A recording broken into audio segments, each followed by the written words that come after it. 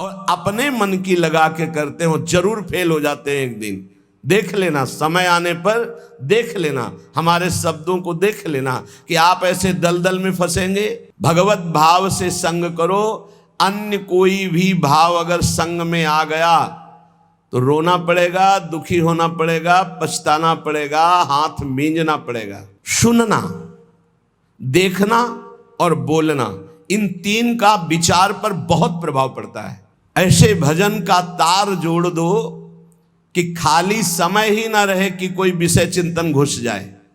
ये वायरस है, वायरस पूरा डेटा उड़ा देगा। विषय चिंतन का समय ही ना दिया जाए, हर समय नाम जप। पक्का समझ लीजिए, जब मंत्र में मन न लगे नाम जप शुरू कर दो, राधा वल्लभ श्री हरिवंश, राधा वल्लभ श्री हरिवंश।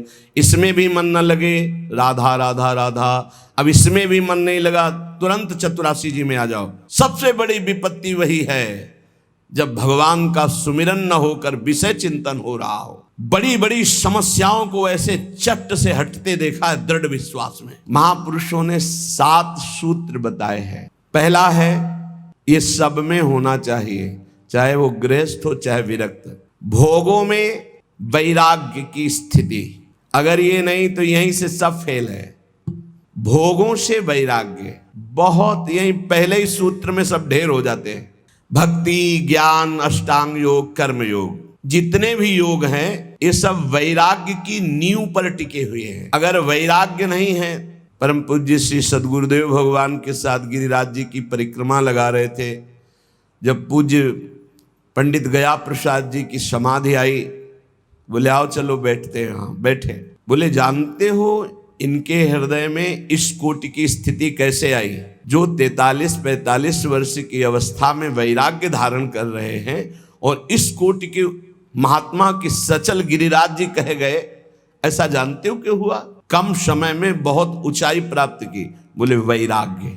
गुरुदेव भगवान कहते वैराग्य। इस शब्द से तो अब तो किसी का परिचय ही नहीं लग रहा है। कोई बिरला वैराग्य शब्द से परिचय, नहीं तो वैराग्य का भी दिखावा दंभ हो रहा है। शुद्ध वैराग्य, भगवत प्राप्ति के मार्ग के उपासक को शुद्ध वैराग्य। वैराग्य किसी भी वस्तु, व्यक्ति, स्थान में जो भोग्य वस्तु है, हमारे अंदर भोग वृत्ति ही ना रह जाए उसे वैराग्य कहते हैं। भोगने की इच्छा ही ना रह जाए उसे वैराग्य। और ये होता है निज सुख बिन मन होई की थीरा। जब निज सुख का अनुभव होने लगता है तो वैराग्य बड़ा दृढ़ होने लगता है। रसबल छूटे जो विषय तबही तो सुख होए। जब नाम का रस मिलने लगता है, प्रभु का आनंद मिलने लगता है, तो मन स्थिर होने लगता है। भोगों से राग रहित वृत्ति हो जाती है, घृणा लगने लगती उन भोगों से।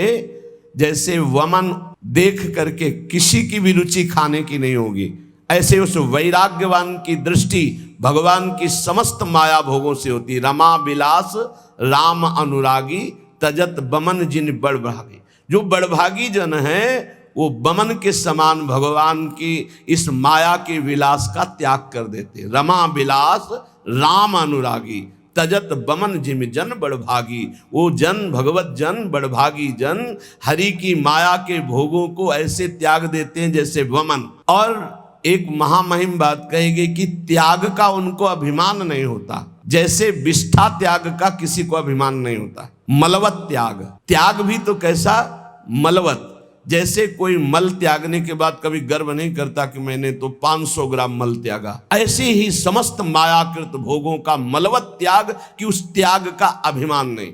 त्याग तो किया पर त्याग के अभिमान का त्याग नहीं किया तो फिर लाभ नहीं मिलेगा। त्याग तो किया घर का, लेकिन घर के राग का त्याग नहीं किया। अभी त्याग का अभिमान बकाया है। वो भगवान जब कृपा करेंगे तब वो नष्ट होगा। जब तक वो नष्ट नहीं होगा तब तक अनुराग या भगवत मार्ग में आगे नहीं बढ़ सकते। तो वैराग्य, भोगों के प्रति स्वाभाविक आकर्षण रहता है। मना कष्टानि इंद्रियाणि प्रकृति स्थानि कर्षति। बार बार इस विषय को समझो, यही मूल विषय है। भगवत प्राप्ति कठिन है, यही विषय कठिन दिखाता है। अगर भोगों के राग का त्याग हो जाए तो भगवत प्राप्ति कठिन नहीं है, कठिन है भोगों के राग का त्याग करना। तो ये पहला सूत्र है, भोगों में वैराग्य की दृढ़ भावना होना।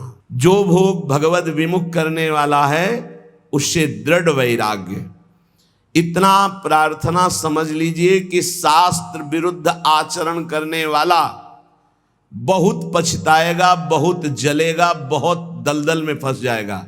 कभी शास्त्र की आज्ञा का उल्लंघन मत करो, कभी गुरुजन संत जनों की आज्ञा को हल्के में मत लो। अगर जिन्होंने हल्के में लिया वो फंस गए और परम पद से दूर हो गए। माना कि तुम 4 धनियों को रिझा करके करोड़पति कहला सकते हो, माना कि तुम्हारे पास बहुत वैभव हो सकता है, लेकिन प्रियालाल की प्राप्ति नहीं कर सकते। जो शास्त्र और संत और गुरुजनों के वचनों की अवहेलना करते, हल्के में लेते हैं, वो इस माया से पार नहीं। हल्के अरे तो बोलते रहते हैं और अपने मन की लगा के करते हैं, वो जरूर फेल हो जाते हैं एक दिन।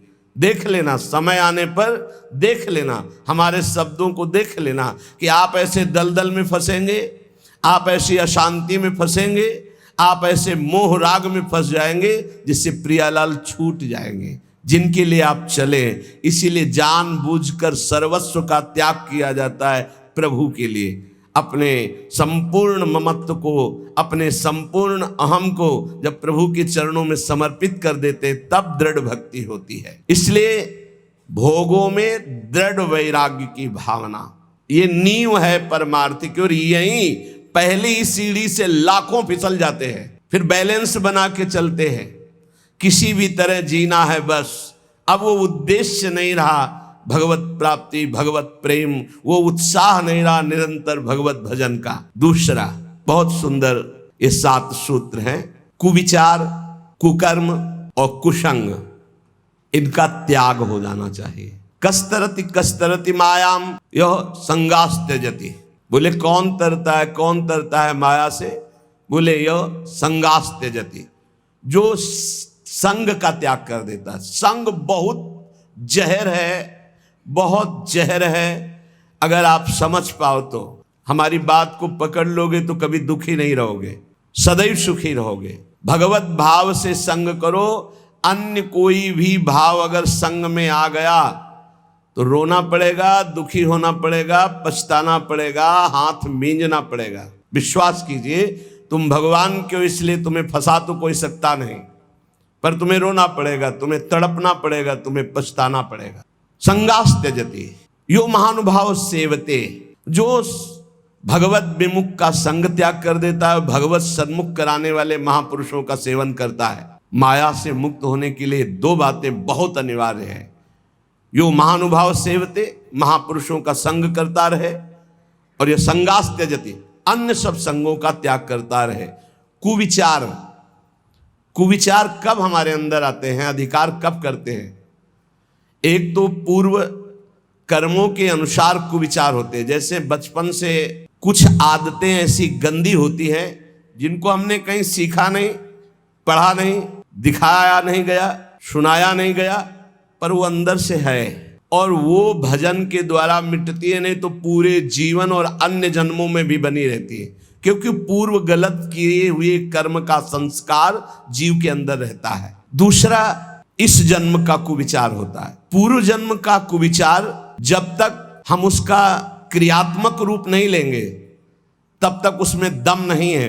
पूर्व जन्म के द्वारा कुविचार ये होता है कि पूर्व जन्म के किए हुए कर्म का कुविचार जो होता है, हम इस समय बिल्कुल सही ढंग से चल रहे हैं, लेकिन हमारे अंदर वो आकर्षण हो रहा है, वो खान पान का, वो भोग का, वो नाना प्रकार की दुर्विचारों का, क्योंकि वो संस्कार हैं, उन्हीं को भजन के द्वारा नष्ट करते। दुर्वासना मम सदा परिकर्षयन्ति। और एक होता है इस जन्म का, ये बहुत खतरनाक होता है। पूर्व जन्म का तो मंद होता है, वो विचार आया और चला गया, अगर उसको पकड़कर क्रिया में उतार दिया तब तो संस्कार बहुत दृढ़ हो गया, अगर क्रिया नहीं उतारी तो वो आया कुविचार नष्ट हो जाएगा। अब जो इस जन्म का कुविचार, उससे बचने की बहुत जरूरत है। गंदा दृश्य देखा, जैसे शौभरी ऋषि ने कुविचार उदय हुआ, 50 राजकुमारियों से ब्याह किया। सुनना, देखना और बोलना, इन 3 का विचार पर बहुत प्रभाव पड़ता है। हम गंदी दृश्य देख रहे हैं, गंदे संग करके गंदी बातें सुन रहे हैं, गंदी बातें बोल रहे हैं, तो हमारे विचार गंदे ही होंगे पक्का, क्योंकि जो हम देखते हैं, सुनते हैं, बोलते हैं, वही हमारा मनन होता है, वही हमारा विचार बनता है। इस जन्म में कुविचार को रोक दो। पूर्व जन्म के संस्कार रूप कुविचार जो आता है वो तटस्थ भूमिका रखी जाए, साक्षी भाव, वो अपने आप नष्ट हो जाएंगे क्योंकि भजन चल रहा है। लेकिन इस जन्म का कुविचार ना होने पावे। कोई दृश्य देखकर मोबाइल आदि से या प्राकृतिक दृश्यों को ऐसे जो हमारी भोग वासना को बढ़ाए, कोई ऐसी बात सुनकर या ऐसी चर्चा करके जो हमारे विचारों को मलिन कर दे, इस पर बहुत सावधान रहना चाहिए साधक को। तो दूसरा है कुविचार का त्याग और कुकर्म का त्याग। कर्म, सुकर्म और कुकर्म होते हैं। जैसे मति वैसे ही कर्म होते हैं। जहाँ सुमति होती है वहाँ सुकर्म होते हैं, और जहाँ कुमति होती है वहाँ कुविचार और कुकर्म होते हैं। कुमति किसे कहते हैं? जो शास्त्र संत भगवद विमुख मति है वो कुमति है। और जहाँ कुमति तहाँ विपत्ति निदाना। जहाँ कुमति है वहाँ विपत्ति ही विपत्ति, पापाचरण का फल, दुख, विपत्ति, संकट, चिंता, शोक, भय। और जहाँ सुमति तहाँ संपत्ति नाना। जहाँ सुमति होती है वहाँ सत्कर्म बनते हैं, और जहाँ शुभ कर्म सत्कर्म बनते हैं वहाँ सुख, शांति, बहुत विश्राम स्थिति आनंदमय रहती है। तो कुकर्म ना होने पावे। शास्त्र विरुद्ध, गुरु आज्ञा के विरुद्ध, संत जनों की आज्ञा के विरुद्ध जो कर्म होते हैं उन्हें कुकर्म कहते हैं। बहुत तरह के होते हैं। जिनको शास्त्र मना करते हैं वो आचरण कुकर्म होगा, भले आप उसको बहुत सजा कर करें। और इसी में कुविचार, कुकर्म और कुसंग। कुसंग दो प्रकार का होता है। एक वृत्ति का होता है, एक व्यक्ति का होता है। व्यक्ति का कुसंग उतना हानिकारक नहीं हो सकता जितना वृत्ति का कुसंग होता है। व्यक्ति तो कुछ देर मिला, अपना रंग डाला, चला गया, लेकिन वृत्ति हमारी अच्छी है तो वो रंग चढ़ेगा नहीं। जो रहीम उत्तम प्रकृति का कर सकत कुसंग, चंदन विष व्यापत नहीं लपटे रहत भुजंग। लेकिन जो वृत्ति का कुसंग है, अंदर जो हमारे गलत बात चल रही, गलत कामना चल रही, भोग भोगने की इच्छा का विचार चल रहा है, वो बहुत खतरनाक है। उपासक को अंदर की वृत्ति और बाहर के व्यक्ति, कुसंग हो रहा है बाहर से, इसकी पहचान हम कैसे जाने कि कुसंग हो रहा है? जिस वस्तु व्यक्ति स्थान के संसर्ग में आने से प्रभु का विस्मरण हो जाए और इंद्रिया मन चलायमान होकर गलत आचरणों में उतर जाए, उसे कुसंग कहते हैं। जिस वस्तु व्यक्ति स्थान के संसर्ग में आने से भगवत स्मृति जागृत हो जाए, भगवान के लिए हमारा हृदय व्याकुल हो जाए, उससे सत्संग कहते हैं। कुमार्गगामी वृत्तियों का त्याग करके भगवत मार्ग में चलने का नवीन उत्साह जागृत हो जाए, उसे सत्संग कहते हैं। और भगवान से विमुख होकर के भोग वासनाओं में हमारी वृत्तियां उतर जाए, भगवान का विस्मरण हो जाए, उसे कुसंग कहते हैं। तो पहला है विषयों में दृढ़ वैराग्य की भावना, भोगों में दृढ़ वैराग्य। दूसरा है कुविचार, कुकर्म और कुसंग का त्याग संपूर्णतया। तीसरा, विषय चिंतन के लिए समय ही ना दिया जाए, निरंतर भगवत चिंतन किया जाए। ऐसे भजन का तार जोड़ दो कि खाली समय ही ना रहे कि कोई विषय चिंतन घुस जाए। ये वायरस है, वायरस पूरा डेटा उड़ा देगा तुम्हारे चिंतन का, तुम्हारी भक्ति का पूरा डेटा उड़ा देगा। ऐसा वायरस है कुचिंतन। बाहर से आरती कर रहे हैं, अंदर से विषय भोग की चिंता चल रही है। बाहर से फूल अर्पित कर रहे हैं, अंदर से विषय चिंतन चल रहा है। ये है, पूरा डेटा उड़ा दिया। बाहर से क्रिया भागवतिक हो रही है, अंदर से चिंतन बिल्कुल बर्बाद। जिनका चिंतन भागवतिक चलता है, मुख प्रसन्न तन तेज विराजा, उनका मुख में प्रसन्नता होगी, उस शरीर में तेज होगा। क्योंकि भगवान नाम जपने से पाप नष्ट होते हैं, पाप नष्ट होते ही स्वाभाविक तेज प्रकाशित होने लगता है। विषय चिंतन का समय ही ना दिया जाए। हर समय नाम जप, लीला कथा गायन, श्रवण, अपने पास इतने अभ्यास के साधन हैं, एक क्षण भी खाली नहीं। पक्का समझ लीजिए, जब मंत्र में मन न लगे, नाम जब शुरू कर दो, राधा वल्लभ श्री हरिवंश, राधा वल्लभ श्री हरिवंश, इसमें भी मन न लगे, राधा राधा राधा, अब इसमें भी मन नहीं लगा, तुरंत चतुरासी जी में आ जाओ, कोई पद गुनगुनाने लगो। हमको अभ्यास ऐसा करना है कि विषय चिंतन का समय ही नहीं देना।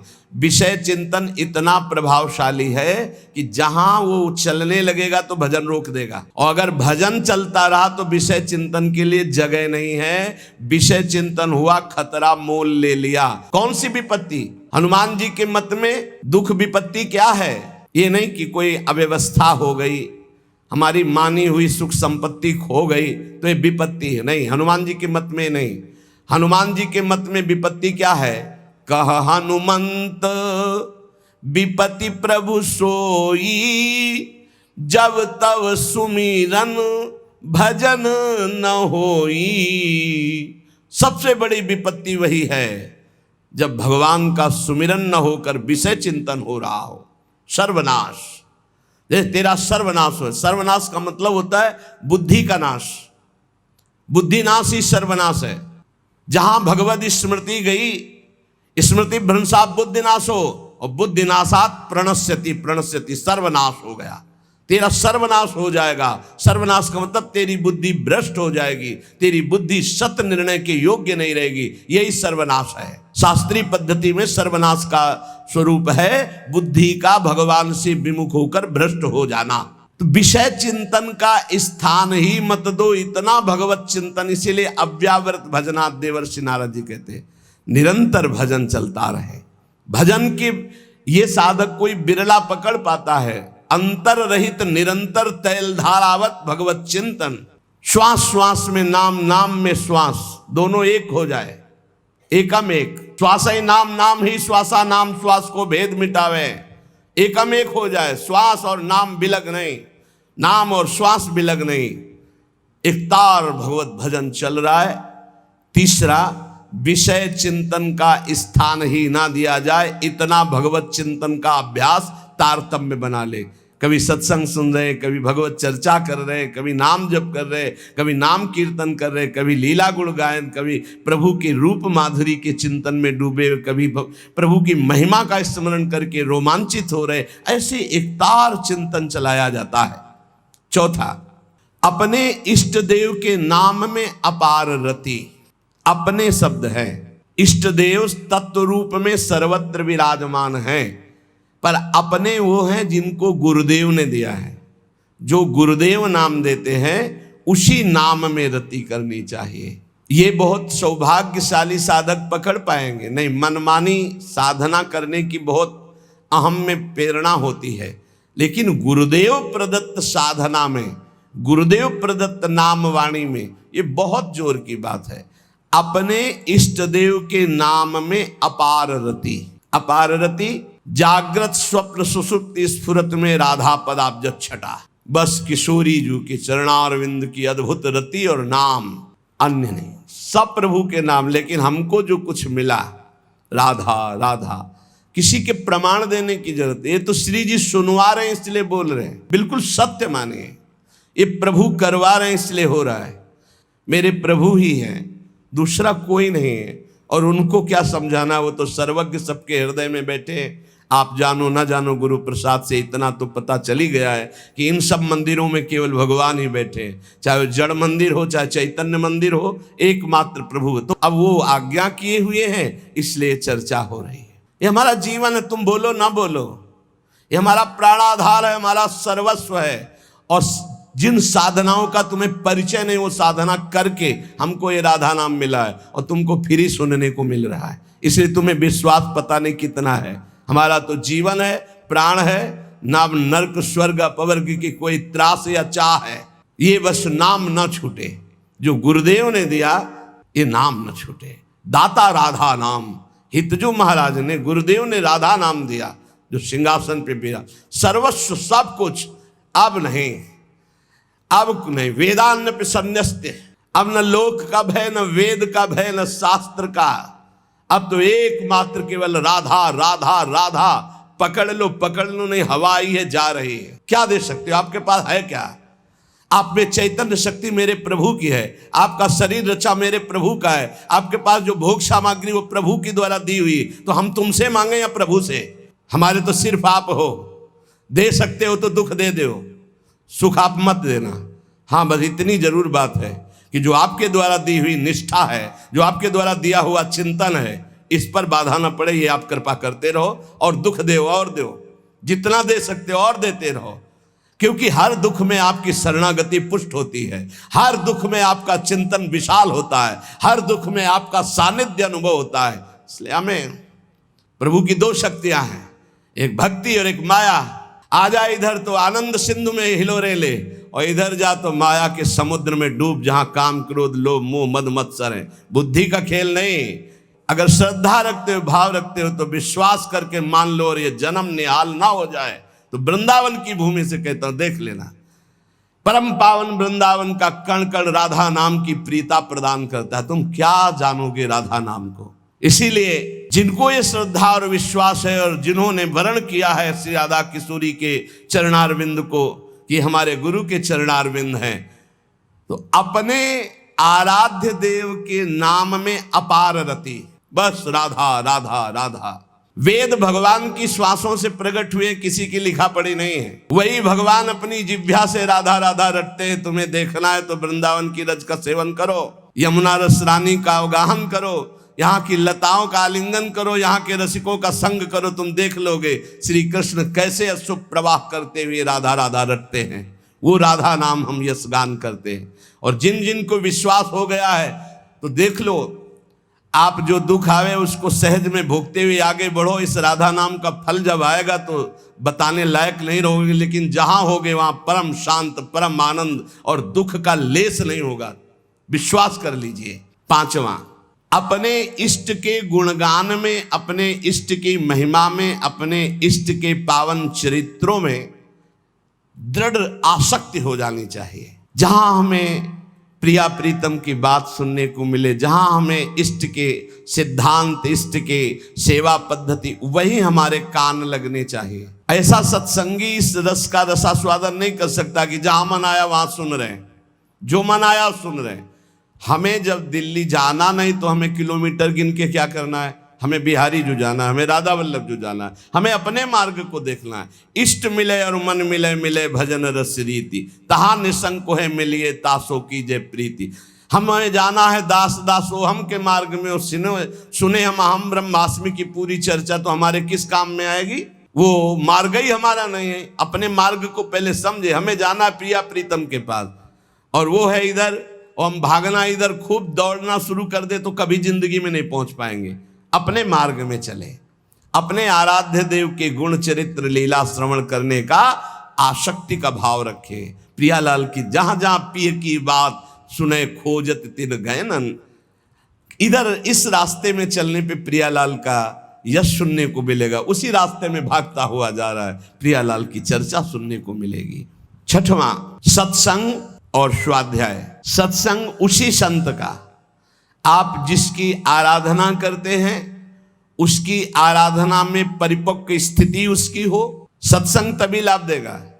जहां अर्थ की प्रधानता करके भगवत चर्चा की जाती है, मान प्रतिष्ठा की प्रधानता करके भगवत चर्चा की जाती है, उस भगवत चर्चा का प्रभाव नहीं पड़ता है, बिल्कुल नहीं पड़ता है। वो ऐसा प्रभाव पड़ सकता है कि आप भी सुन करके वही बात सुना दे, नहीं। जब वक्ता का उद्देश्य श्री कृष्ण और श्रोता का उद्देश्य श्री कृष्ण आराधना के लिए ही भले सकामता हो, पर श्री कृष्ण आराधना के लिए, परिवार श्री कृष्ण है, हमारा कर्तव्य श्री कृष्ण के लिए है, तो हे श्री कृष्ण साईं इतना दीजिए जामे कुटुंब समाए, मैं भी भूखा ना रहूं और साधु न भूखा जाए। चलो ऐसी कामना करके तो वो श्रोता और वक्ता दोनों परम पद के अधिकारी होते हैं। भगवान की चर्चा अर्थ प्रधानता का भाव लेकर या मान प्रतिष्ठा का भाव लेकर फिर वो रंग नहीं लाएगी। सूत जी सुना रहे हैं, 88,000 ऋषि सुन रहे हैं। क्या सूत जी का भेंट क्या है? इतने बड़े बड़े महात्मा पुलकित हो रहे भगवत चर्चा सुन के, ये देख के सूत जी महाराज पुलकित हो रहे। श्री सुखदेव जी भगवान की चर्चा कर रहे हैं, परीक्षित का परम कल्याण, और न जाने कितने ब्रह्म ऋषि बैठ करके सुन रहे हैं। गोकर्ण जी चर्चा कर रहे हैं धुंधकारी का परम कल्याण, न जाने कितने महाभागवत बैठकर भगवत चर्चा कर रहे हैं। सत्संग जो केवल प्रभु के लिए किया जाए उसे कहते हैं। सत्संग का उद्देश्य स्वांतः सुखाय तुलसी रघुनाथ गाथा, भगवान के पावन जस, भगवान के सिद्धांतों का वर्णन केवल भगवत प्राप्ति के लिए। सत्संग, उसी में स्वाध्याय, उसी ग्रंथ का नित्य स्वाध्याय करे जो इष्ट की प्रीति बढ़ाता है। आज योग दिवस मनाया जाता है। योग, हर वृत्ति अपने इष्ट से जुड़ जाए उसे योग कहते हैं। परमात्मा में चित्त वृत्ति का पूर्ण रूप से समाहित हो जाना, स्थिर हो जाना, इसे योग कहते हैं। अगर शारीरिक क्रिया केवल योग की जाए तो शरीर स्वस्थ रहेगा लेकिन मन अस्वस्थ रहेगा, क्योंकि मन विषयों का चिंतन करने वाला है और विषय दुख योनया है, तो विषयों का चिंतन करने वाला मन अशांत रहेगा। इसलिए विषय चिंतन त्याग करके बार बार मन को अपने इष्ट में लगाएं, प्रभु में लगाएं, तो सच्चा योग हो जाएगा। तेषाम सतत युक्तानाम भजताम प्रीतिपूर्वकम ददामि बुद्धि योगम तम येन माम उपयांति। तो हम अपने अनुकूल जो इष्ट के भावना को बढ़ाता चला जाए, ये हमारे अनुकूल है। हमारे अनुकूलता किसको लेकर के है? श्री कृष्ण अनुकूल लेना, श्री प्रियानुकूल लेना, आराध्य देव के अनुकूल। तो हम ऐसे ही ग्रंथों को पढ़ें, ऐसे ही सिद्धांतों को समझें जिससे हमारे इष्ट की प्रियता बढ़े। सत्संग और स्वाध्याय बहुत संभल कर करें। सत्संग ऐसे संत का जिसके श्रवण मात्र से भोगों से वैराग्य और भगवत अनुराग बढ़े, अपनी असत वासनाओं का त्याग करके सत मार्ग में हमारा मन दौड़ने लगे, उसे सत्संग प्राप्त हुआ है। स्वाध्याय अपने इष्ट की प्रीति प्रदान करने वाले शास्त्र से। और सातवां, पूर्ण इष्ट का भरोसा और कृपा पर दृढ़ विश्वास करके निश्चिंत हो जाना। हमारी हो गई, भगवत प्राप्ति हो गई। ये बात आ गई, भगवत प्राप्ति हो, विश्वास कर लो। ये विश्वास तभी होगा। बहुत चिंतन हुआ हजारों बार। कल एक बोर्ड लिख के खड़े थे कि दरिया भी तेरी, लहर भी तेरी, नौका भी तेरी, खेने वाला भी तेरा, तो अब डूबने का भय कैसा? बोर्ड लिए कोई महाभागवत जन से लिख के, बहुत हजारों बार चिंतन हुआ। क्या बात है, दरिया भी तेरी क्योंकि तू ही दरिया बला है, लहर भी तेरी क्योंकि उस दरिया की लहर भी तू ही है, भव समुद्र भी तू है, भव समुद्र की लहर भी तू है, और इसकी नौका भी तू है पार, और पार करने वाला खिवैया भी तू है। अब मुझे डूबने का भय क्या, क्योंकि दरिया भी तू है, लहर भी तू है, केवट भी तू है, नौका भी तू है, अब क्या डूबने का भय। दृढ़ विश्वास, हमारा काम हो गया, भगवान की शरण मिल गई। ये बहुत बड़ी बात है। बड़ी बड़ी समस्याओं को ऐसे चट से हटते देखा है दृढ़ विश्वास में, पक्का। बिन विश्वास भगत नहीं ते बिन द्रवहीन राम, राम कृपा बिन सपन्यु जीवन लह विश्राम। दृढ़ विश्वास अपने आराध्य देव पर, बहुत बड़ी ये, इसीलिए सातवां सूत्र आखिरी, दृढ़ विश्वास अपने इष्ट देव का। हम पर अपार कृपा है, हमारे प्रभु निश्चित कृपा करके भगवत प्राप्ति करें, निश्चित। अब हमें कोई डर नहीं, अपने प्रियाजू के भरोसे पे हो जाना, ये दृढ़ बात है। भोगों से वैराग्य की दृढ़ भावना। दूसरा, कुविचार, कुकर्म, कुसंग का त्याग। तीसरा, विषय चिंतन की गुंजाइश ही ना रह जाए, ऐसे भगवत चिंतन का एकतार नाम जप, मंत्र जप, रूप लीला आदि का चिंतन। चौथा, अपने इष्ट देव का ही नाम जप। पांचवा, अपने इष्ट देव का ही गुणगान, लीला चरित्र आदि में निरंतर श्रवण कथन आदि। छठवां, सत्संग और स्वाध्याय इष्ट प्रीति बढ़ाने वाला। सातवां, भगवत कृपा में दृढ़ विश्वास, दृढ़ भरोसा अपने इष्ट का, इसी जन्म में निश्चित भगवत प्राप्ति हो जाएगी, ये इष्ट के भरोसे से।